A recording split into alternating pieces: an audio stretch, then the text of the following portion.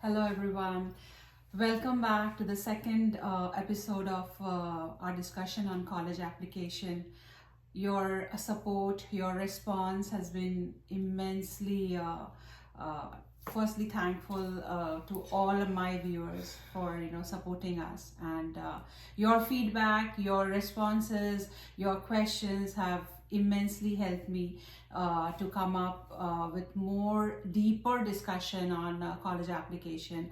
And for that, today we have Romil to discuss further. So we will hand over the chat session and everything to Romil. But before that, let us all congratulate Romil for the exemplary journey to getting the selections on NC State, UNC Chapel Hill, UNC Charlotte, and the list goes on. So we'll get this started just like our before session on our segment of Tell Me About Yourself. So all over to you, Romil. So let's get started. Let us know something about yourself, and then we'll have loads of questions coming down to you.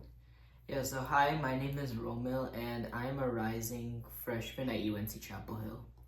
Wow.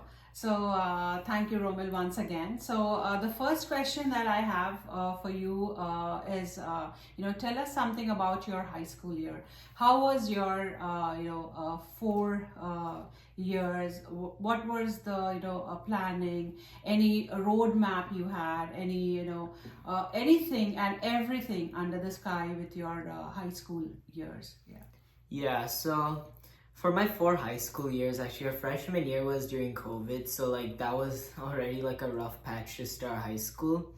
But however, I feel I was able to properly plan and everything after a freshman year, especially sophomore, junior, and senior year. So I was able to properly map out what AP class I wanted to take, what future career path, as well as what different type of extracurriculars I wanted to invest my extra time in. Mm-hmm.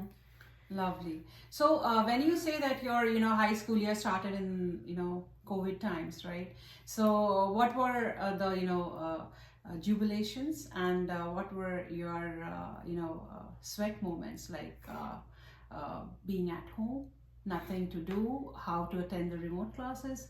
Yeah. So tell us something about that. I guess the main thing is it was really hard to stay focused on one screen during the entire time when there's so many extra distractions. I was sitting in the same room as my mom, and there would also be other things on the laptop, like games, videos, things like that, which just would take off, and just make me more distracted. However, and also just as personal preferences, I just prefer learning face to face, because it's not only easier to retrieve information, but it's also easier in order to be able to make a special bond or rapport with your professor or teacher. Wow. Yeah, I mean, I'm also a kind of a person who is more, it helps me if it's a contact thing rather than everything, being remote. And, yeah, my personal preference is also on those lines. So tell us, did it, worry you? How is going to be my high school year? How would my college year would be? What would I have to do? Did it at any point in time worry you? And there were some times when it was a bit worrisome, how am I going to be able to bounce back? How am I going to be able to make my GPA higher? How am I going to be able to bring it back up?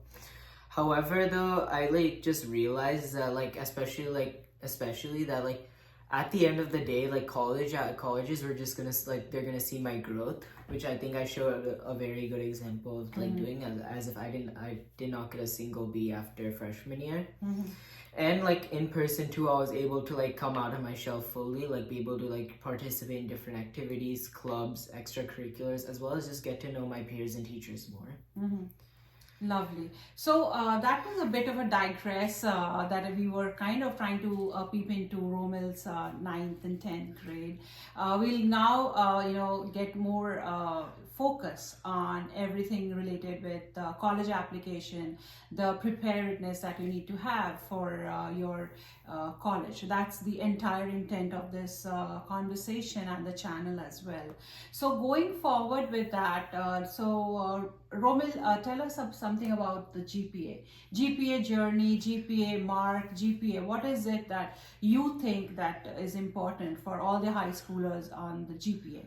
Let's touch point on that. So I think the most important thing when regarding GPA is that colleges, they see like a particular trend within your GPA. Like for example, if you start like a bit low, like if you get like maybe like a few B's in your freshman year, that they see like your grades, like your GPA is continuously trending up, then that'll like show like your persistence and like you're like working hard to get better, like you're improving. But also I think about GPA is that like you should not like just like force yourself to take more AP classes like just for the sake of GPA. I think that you should like know your limit and also be able to balance like having a good GPA like as well as like just like your own personal, like just making sure like at the end of the day you get some free time, you're able to like be like stable mentally, just make sure that those classes don't take a toll on you, and more importantly that you're able to use like time maybe you would spend in maybe a couple extra AP classes, like maybe on some sort of like extracurricular activity that could just even maybe just serve as a cool down or would provide invaluable experience to your application. Wow, lovely. That's a good, very, very good thought and suggestion that have some extracurriculars that provides you that cool down. So you gave a clue to me to my next question, Romil, around AP subjects. Now, let's deep dive into that. How was your AP subject lineup, and what is your suggestion? You did touch point very lightly on that. Don't overcrowd yourself to just rise up with your GPAs. But I want more information around that from you.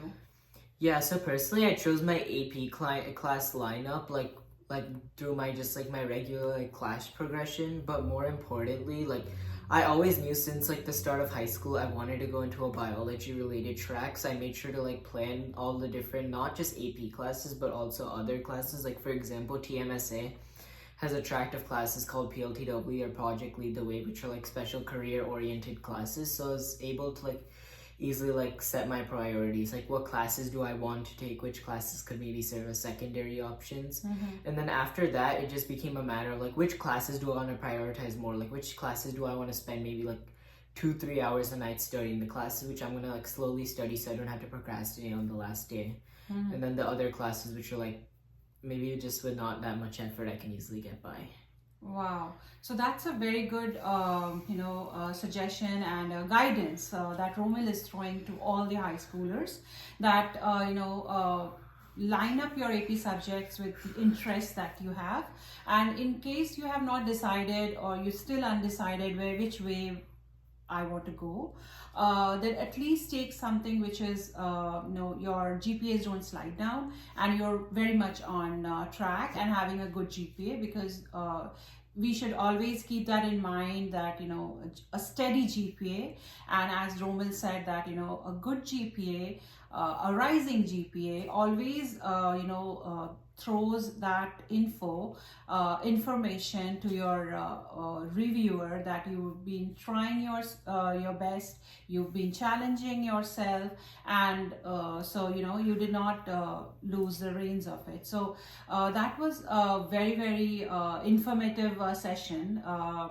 from Romil. So if you want more and if you are looking for more in-depth information as to how and you are going to be framing your college application, how you have to take it, you have to stay tuned and come back for more for the second episode.